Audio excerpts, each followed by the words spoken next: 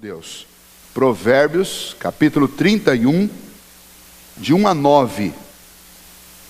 Eu farei a leitura, apenas acompanhem com suas Bíblias abertas, ou no caso dos que estão usando o celular, com a Bíblia ligada.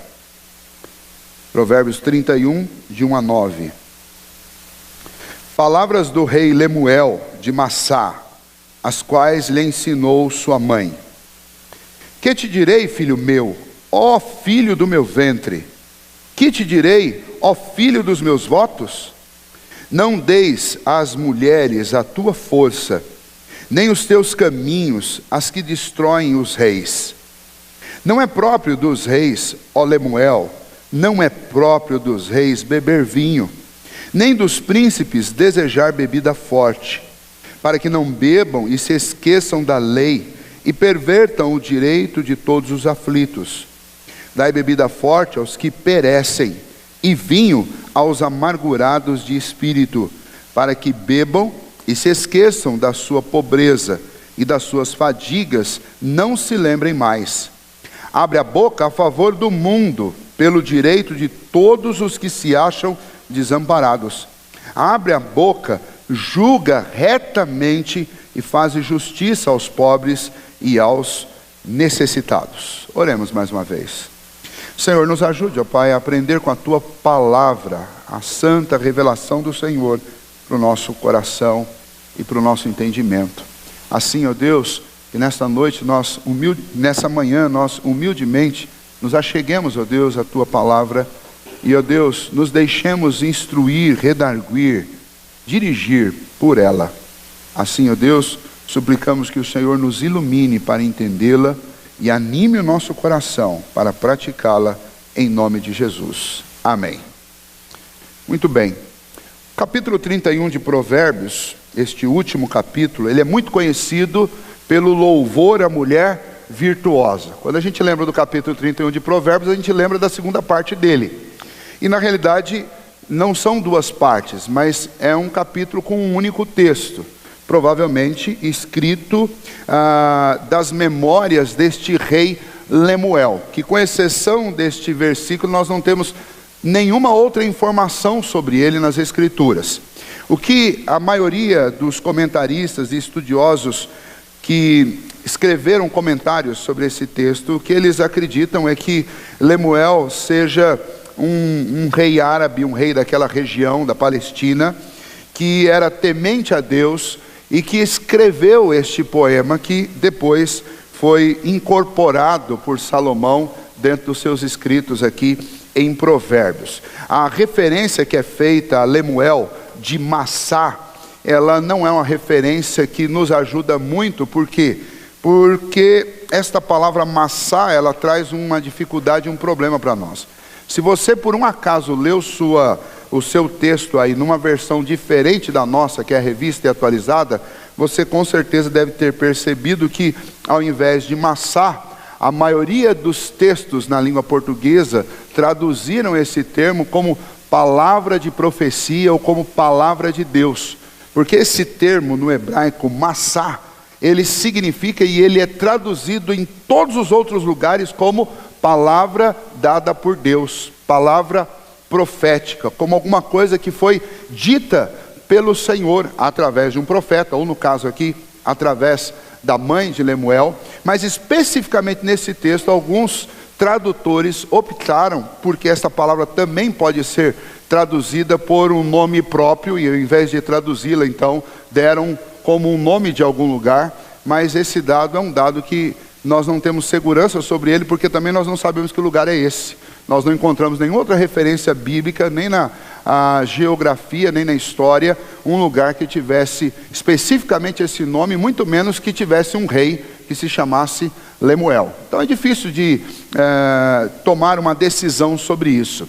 A nossa Revista e Atualizada, ela traz essa tradução, rei de Massá. Mas se você tiver com a Revista e Corrigida, por exemplo, ela ao invés de traduzir como rei de Massá, vai dizer a profecia que lhe ensinou sua mãe. Se você pegar, por exemplo, a Nova Linguagem de hoje, vai dizer, são estas as palavras solenes que a mãe de Lemuel lhe disse. Se você pegar, por exemplo, a Bíblia Viva, vai falar lições importantes que sua mãe lhe ensinou. E então você vai ter uma série de ofertas de tradução sobre esse texto, e é difícil então ficar construindo alguma coisa em cima disso.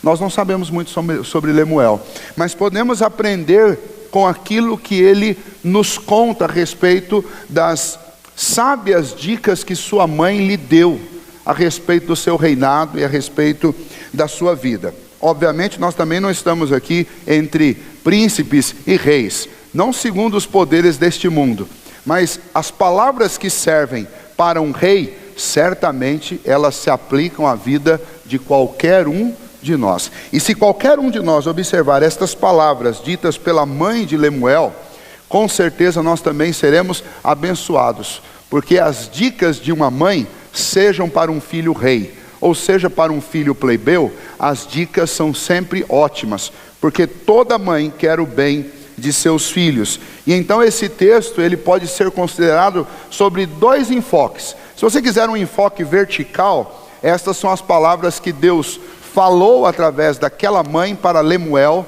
para que ele fosse um bom rei. Se você quiser considerar na horizontalidade, você vai dizer, estas são as palavras de uma mãe sábia, preocupada com seu filho, para que o seu filho fosse sábio.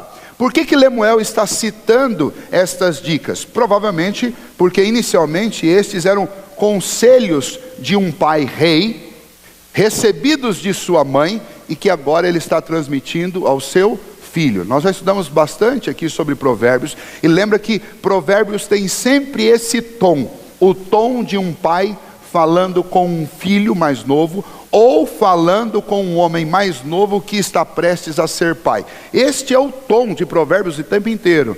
E então você vai ouvir sempre estas admoestações em termos muito familiares, em termos de alguém que está preocupado com o futuro do seu filho, ou do filho de um amigo próximo, ou de alguém que veio conselhos. E basicamente são conselhos relacionados a 3 temas. A questão dos relacionamentos, especialmente como ele estava falando com um rei, do relacionamento dele com as mulheres. O assunto bebida alcoólica e embriaguez. E o terceiro assunto é justiça social. É óbvio que estas não são as dicas exaustivas de uma mãe para um rei, porque ser rei vai exigir muitas outras qualificações, e com certeza esta mãe de Lemuel ensinou muito mais sobre ele do que apenas 3 dicas. Mas especialmente essas 3 dicas vieram parar dentro do texto inspirado por Deus. Por quê? Porque são dicas essenciais. Essenciais não só para a vida de um rei, mas para a vida de todos nós. Então são dicas de uma mãe sábia, essenciais para a vida de um rei, e para a sua também, e para a minha também. Quais são essas dicas que são dadas? A primeira delas, não use sua autoridade para a devassidão. Essa é a primeira dica. Não use sua autoridade de rei para se entregar à devassidão moral. Para nós que não somos reis, nós poderíamos especificar isso da seguinte maneira: não use suas forças, seus poderes, as oportunidades que Deus te dá, desperdiçando-as com devassidão. Se você é um homem, com mulheres, ou se você é mulher, com homens. Não se aproveite das oportunidades que você tem ao longo do seu dia ou ao longo da sua vida para se entregar a algo que realmente não vai produzir nenhum tipo de benefício, nem para você e nem para os outros. Infelizmente, nós somos uma sociedade não diferente da sociedade de Lemuel e de Salomão, uma sociedade que tem desvios profundos, que tem como seu nascedor o próprio coração do homem, mas desvios profundos no que diz respeito à moral. Especialmente o que nós estamos vivendo nos nossos dias, que é chamado por muitas pessoas de progresso, nada mais é do que regresso, deformação. Nós que temos contatos com adolescentes e aqueles que trabalham aqui como professores, sabem muito bem a forma precoce com que os adolescentes, com que os jovens, as meninas e os meninos têm começado sua vida sexual. Não são poucos os casos daqueles que trabalham em escolas que têm que lidar diariamente com abusos dentro da escola, abusos consensuais entre crianças, meninos de 10, 11 anos. Meninas de 10 anos, 9, 8, 11. Meninas que engravidam aos 12, 13 anos de idade. São muitos os casos, isso é muito maior, a incidência disso é muito maior do que nós imaginamos. Homossexualismo já na pré-adolescência. Está presente em todas as partes. Quando você tem uma idade um pouco mais avançada, no caso dos jovens, 17, 18 anos, nós temos pais incentivando os seus filhos para que iniciem sua carreira sexual, sua carreira de homem ou sua carreira de mulher, incentivando mesmo. E então os homens ou os meninos e as meninas se tratam como objetos, porque se é uma carreira e se eu tenho que adquirir experiência, eu vou usar o que para adquirir experiência? Relacionamentos sérios e profundos ou relacionamentos rasos, descartáveis, superficiais? E é assim que a nossa sociedade trata o assunto sexo, por exemplo, como uma trivialidade da vida de todo mundo, seja adolescente, seja adulto, seja idoso. É uma trivialidade, alguma coisa que um dia você sente falta, vai lá, faz, volta para casa, como se nada tivesse acontecido. Usou um objeto, descartou o lugar onde você usou e você continua a sua vida. Isso acontece em lugares os mais públicos e os mais secretos também. Você anda, você que gosta de fazer caminhada aí, que faz sua caminhada de dia, é impressionante aonde você encontra preservativos jogados. Praça, lugares que a gente escolhe para fazer caminhada, você vai andando, volta e meia, você vê, e aí passa pela cabeça da gente assim, o que está acontecendo com essa sociedade? Que não tem o mínimo de consenso, o mínimo de moralidade e nem o mínimo de educação. Especialmente quando você vê o tipo de escolhas de locais para estabelecer esses relacionamentos. É uma sociedade deformada, não tem outro nome para isso.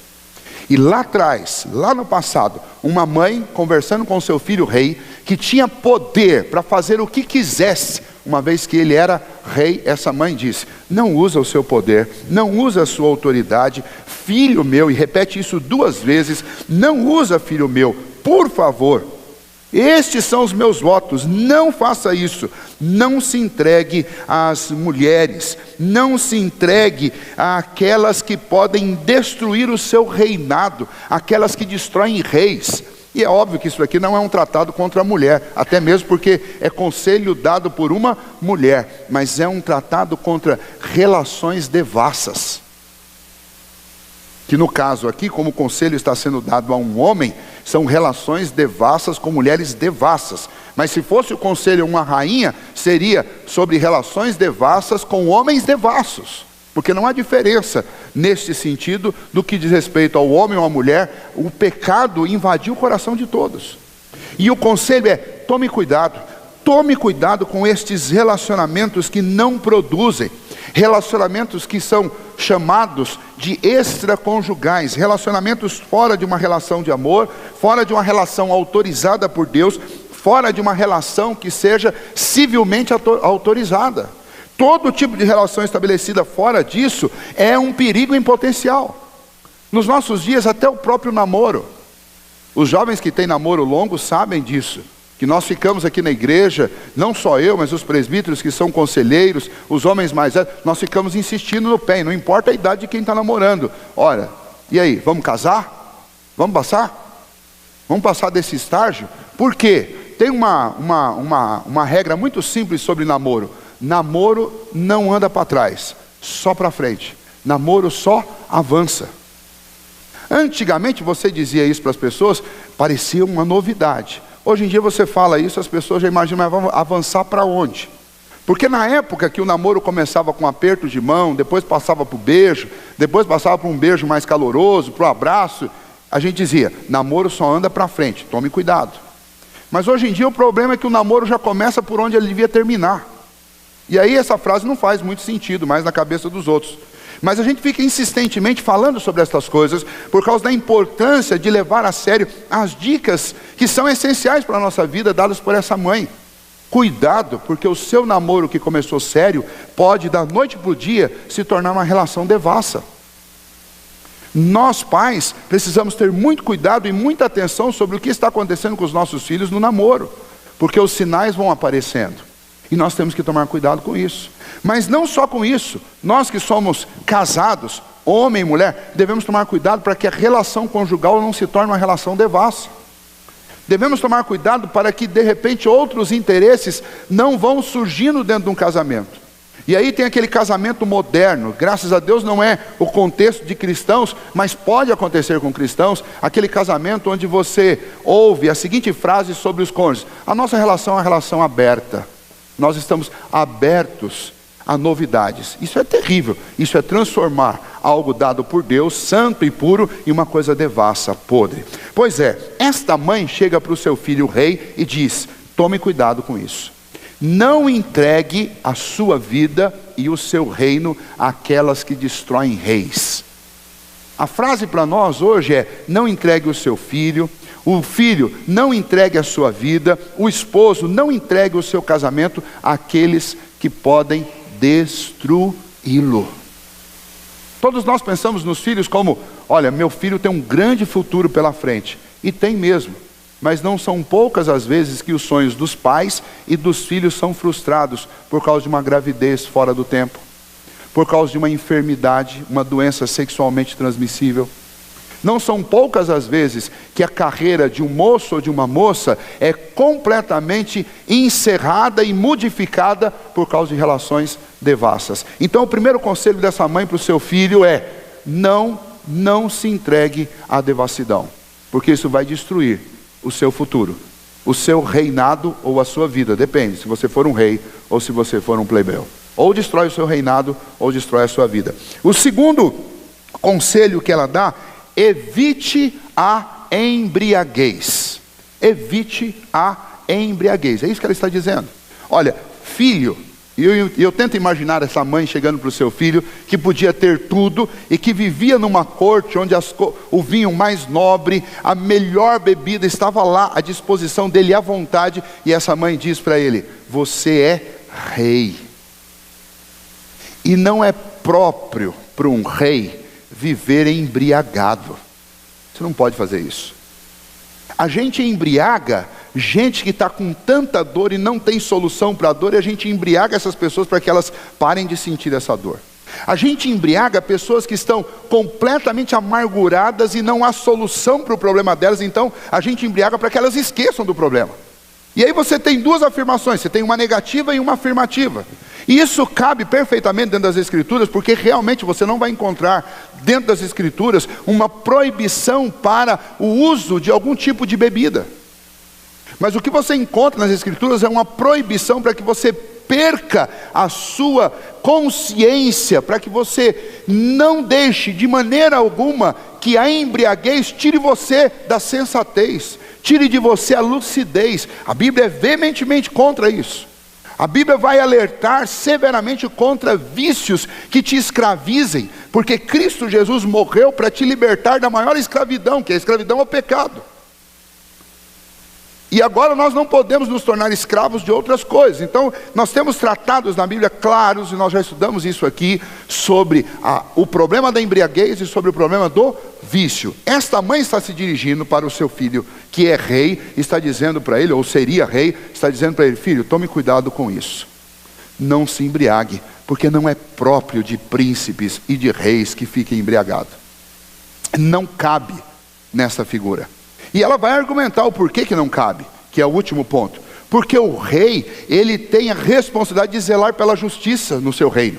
Porque o rei tem a responsabilidade de acudir àqueles que são necessitados. E para aqueles que precisam do álcool para esquecer das suas dores, ela quase que ridiculariza o álcool, dizendo: o álcool só serve para esquecer, mas não resolve o problema de ninguém. Mas o rei resolve. Porque quem pode atentar e defender as necessidades daqueles que não podem se defender? O rei. Quem pode ser o advogado dos necessitados? O rei. Quem pode acudir os amargurados? O rei. Então, filho, o álcool não cabe para você.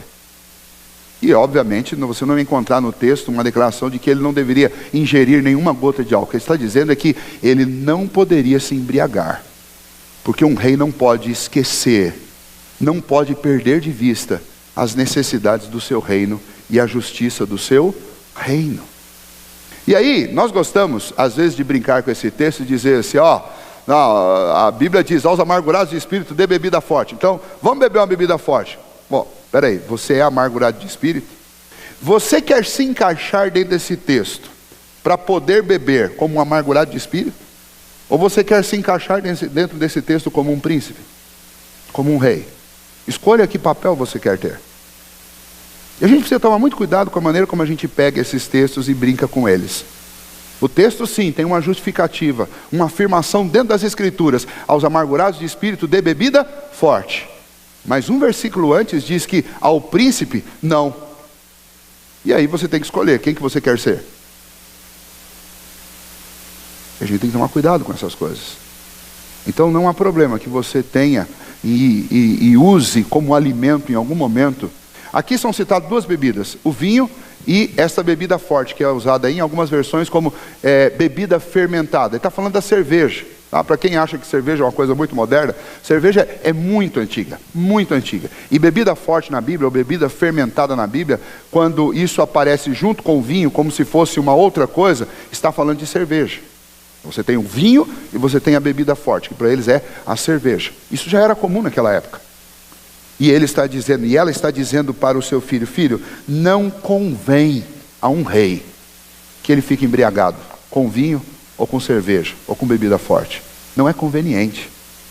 A embriaguez só é conveniente para quem precisa esquecer suas amarguras, suas lutas, as injustiças que tem que enfrentar. E então nós devemos tomar cuidado para não fazer uma interpretação egoísta desse texto, olhando só para o nosso lado, quero beber, então eu tenho lá um texto que diz que eu posso beber bebida forte. Não.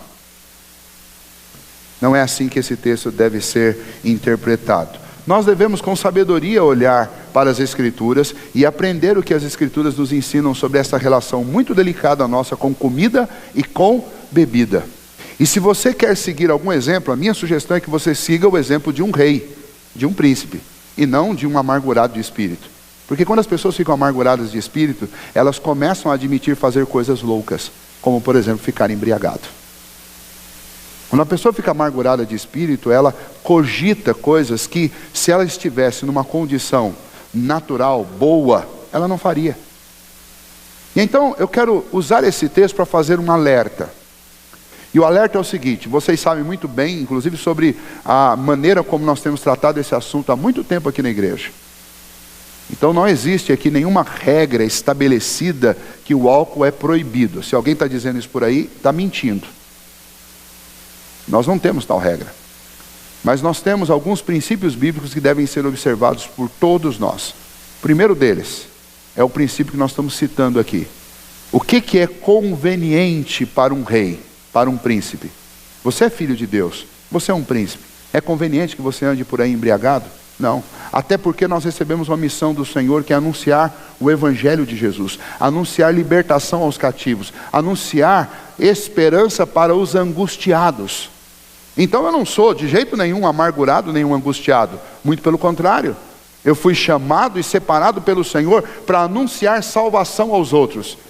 Ou seja, eu tenho motivos de sobra para me alegrar, e eu não posso nem por um instante cogitar ficar embriagado e esquecer da gloriosa esperança que reside no nosso coração porque fomos salvos. Eu quero pensar na glória eterna todos os momentos, eu não quero perder um segundo sequer embriagado, porque o que realmente pode embriagar o nosso coração são as ricas e fabulosas promessas do Senhor, a ponto que a gente quase que para de pensar nesse mundo e fica sonhando com a glória eterna. É isso que deve deixar o seu coração elevado, não o álcool. O álcool é muito pequeno. Nós temos um segundo conselho bíblico sobre isso na palavra do Senhor, especialmente dado pelo apóstolo Paulo, que ao invés de você perder grande tempo entregando a sua vida à embriaguez que traz confusão, você deveria sim buscar de todo o coração ser cheio do Espírito de Deus. Se você acha que o álcool pode te deixar animado, alegre, entusiasmado, você não faz ideia do que o Espírito Santo faz com uma pessoa. E aliás, essa palavra entusiasmo, eu gosto sempre de citar, essa palavra significa literalmente ter Deus dentro de você. Não é o álcool que te faz alegre. Se você precisa do álcool para se sentir feliz, você está com um baita de um problema. Um baita, para ficar um pouquinho mais alegre, para se sentir solto, você precisa de álcool, você está com um problema seríssimo na sua vida. E você precisa de tratamento urgentemente. Porque se o álcool virou uma muleta para você trabalhar bem, se o álcool virou uma muleta para você se sentir solto, para você ficar alegre, você está com um problema. E o nome desse problema é, ninguém gosta do nome, mas o nome desse problema é alcoolismo. E não importa de que igreja você seja, é alcoolismo. E o terceiro, também do apóstolo Paulo, é: todas as coisas me são lícitas, mas nem todas me convêm. O rei pode tomar vinho e pode tomar cerveja? Pode. Mas é conveniente que o rei fique embriagado? Não. De jeito nenhum. É conveniente que o rei seja viciado? Não.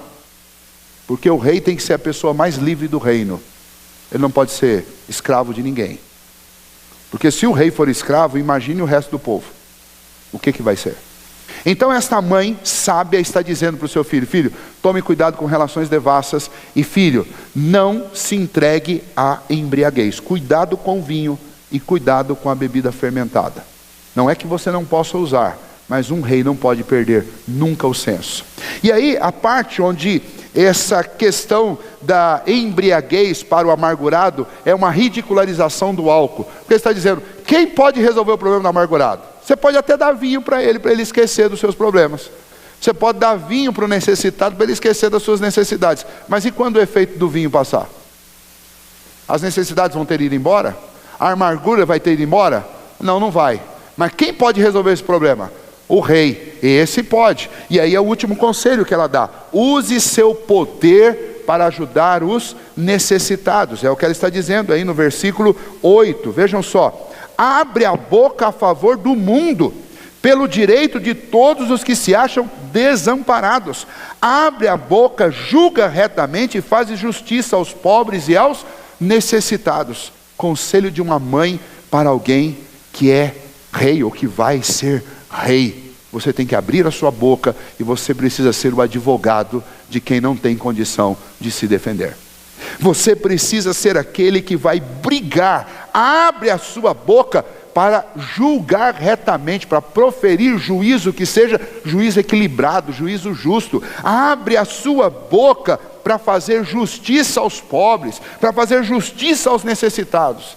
Infelizmente parece que os nossos governantes ou não tiveram mães, ou as mães não eram sábias como a mãe de Lemuel.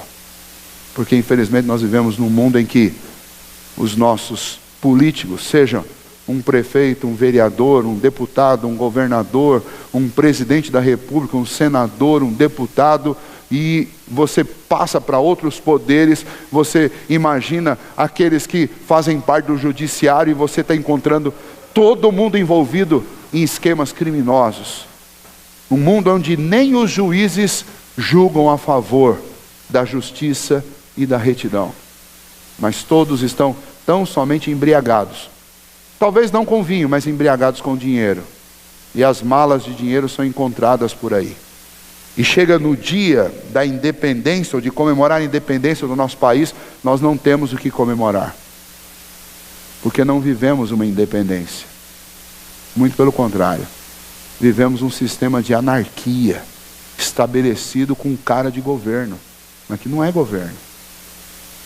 Nós não sabemos quem está mandando politicamente no nosso país hoje.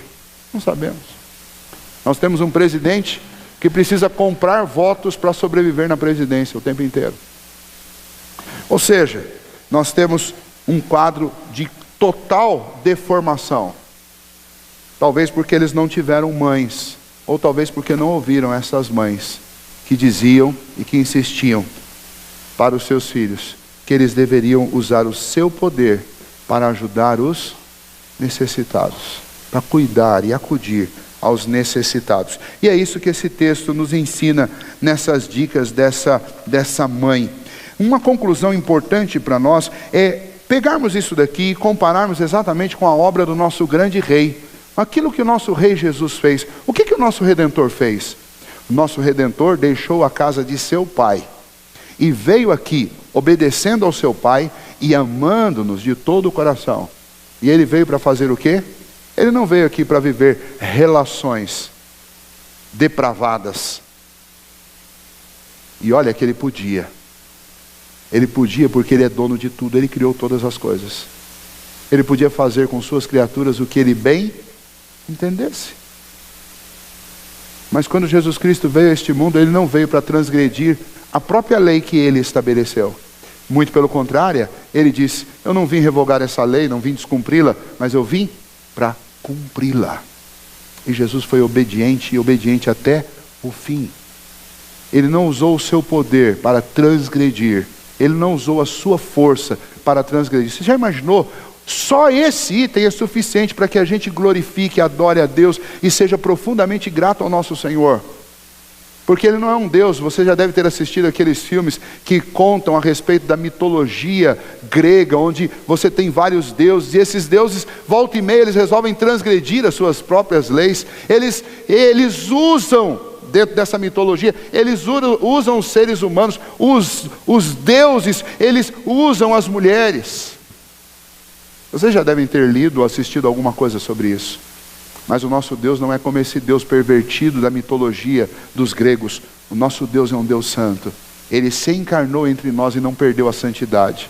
Ele se encarnou entre nós e estabeleceu relacionamentos saudáveis de amizade, relacionamento filial com seus pais, relacionamento de irmão com seus irmãos por parte de mãe, relacionamento de irmãos com aqueles que compartilharam da fé que Ele mesmo deu. Os relacionamentos de Jesus eram relacionamentos perfeitos. Quando nós olhamos a relação de Jesus com a comida e com a bebida, nós temos uma relação perfeita, porque você lê a respeito de Jesus sentado à mesa, comendo e bebendo com pecadores, mas você não vai achar um único versículo que diga que Jesus tinha perdido a consciência, que Ele tinha cometido excesso. Os pecadores viviam de longe chamando Ele de glutão e chamando Ele de beberrão, mas você não tem um único verso, uma única palavra na Bíblia que justifique esse tipo de acusação. Essa acusação era muito mais uma acusação injusta e invejosa de alguém que não tinha coragem sequer de sentar com um pecador, mas ficava de longe, vivendo essa religiosidade falsificada, essa cara de santo que nada mais passa de uma cara de pau, de quem esconde o lixo do lado de dentro, mas põe uma carapuça de gente santa do lado de fora e fica apontando o erro dos outros. Jesus não era assim, e os que eram assim não suportavam Jesus exatamente por isso, porque Ele era verdadeiro, Ele era autêntico, e Ele realmente era santo. E aqueles que ficavam acusando de cometer pecado, não passavam de, segundo as palavras do próprio Jesus, de sepulcros caiados, gente podre, com o coração arrebentado, distante de Deus, mas que tinha que manter aquela pose de gente santa, de gente acima de qualquer suspeita. Jesus enxergava o coração desse pessoal todo, mas Jesus nunca excedeu, nunca comeu demais e nunca bebeu demais. E se nós levamos sobre os nossos ombros a alcunha de cristão, nós devemos no mínimo tentar fazer a mesma coisa que o Senhor Jesus, ainda que seja para nós quase que impossível, mas devemos clamar ao Espírito Santo de Deus, para que a gente transite por todos os lugares, como Jesus transitou, sem exceder, nem na comida e nem no álcool, nem no salgado e nem no doce, nem nas palavras, nem nas ações. Devemos ser temperados com sal, luz do mundo, como Jesus queria que nós fôssemos. Nós devemos ser assim. O nosso supremo exemplo é Jesus. E quando nós chegamos ao ponto de cuidar das necessidades dos pobres e necessitados, quem foi melhor do que Jesus nisso? Parece que a mãe de Jesus era muito parecida com a mãe de Lemuel, porque o que Jesus fez foi exatamente acudir aos pobres e aos necessitados. Aquelas multidões que viviam lá na Palestina, Jesus acudiu aquelas multidões. Jesus cuidou dos doentes, cuidou dos enfermos, cuidou dos famintos. E ainda disse: vinde a mim todos vós que estáis cansados e sobrecarregados, que eu vos aliviarei.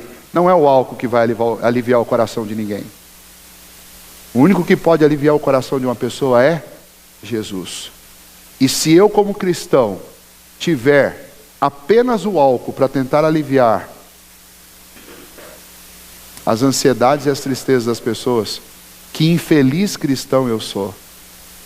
Por isso que o cristão, ele não pode ficar embriagado, porque ao longo da nossa vida nós vamos encontrar muita gente embriagada, que não está conseguindo resolver os seus problemas, porque o álcool só consegue fazê-las esquecer. E é por isso que eu não posso ficar e você não pode ficar embriagado. Porque nós precisamos chegar do lado dessas pessoas e dizer, olha, o álcool nunca resolveu e não vai resolver o seu problema, embora ele em si não seja um problema, mas o mau uso dele. Mas eu conheço alguém que não é como o álcool, que apenas traz um alívio passageiro. Eu conheço alguém que alivia para sempre, que resolve. Eu conheço alguém que cura você da sua amargura, da sua tristeza. Eu conheço um rei que julga retamente. Eu conheço um rei que pode tirar você dessa situação. Abra a boca. Imagine que a mãe de Lemuel está aqui nesta manhã dizendo para você, abra a boca e anuncie salvação para quem está perdido. Abre a boca e anuncie esperança para quem está desesperado. Abra a boca e anuncie alívio para quem está amargurado e sentindo dor na alma. Esse é o nosso papel como cristãos, imitarmos Jesus, porque Jesus por excelência cumpriu muito melhor. Nós não sabemos como Lemuel cumpriu essas dicas de sua mãe, se é que ele cumpriu, mas nós sabemos que Jesus Cristo as cumpre perfeitamente. E esse texto, entre outras coisas, está apontando para como um rei realmente deve ser. Um rei deve ser alguém que estabelece relacionamentos saudáveis. Um rei deve ser alguém que faz aquilo que convém a um rei, como Jesus fez. Um rei deve ser alguém que cuida das necessidades e cuida das pessoas. E foi isso que Jesus fez. E então esse texto está falando de forma extraordinariamente perfeita a respeito de Jesus Cristo. Lemuel nós não sabemos se fez, mas Jesus fez e fez perfeitamente. Por isso que nós precisamos e dependemos de Jesus Cristo. E por isso que você que está em Cristo precisa obedecer a ordem do nosso Senhor Jesus, que é anunciá-lo para este mundo, que não precisa de álcool, mas precisa de Jesus. Porque o álcool não vai resolver o problema, o sexo nas relações devassas não vão resolver o problema, e muito menos a injustiça social vai ser resolvida pelos poderes deste mundo. Quem pode resolver essas coisas, o único que pode, é o Senhor Jesus. Que nós tenhamos todo o cuidado e a disposição de, na dependência de Cristo Jesus, nos portarmos neste mundo como príncipes, como sacerdócio real, como representantes do Deus Altíssimo.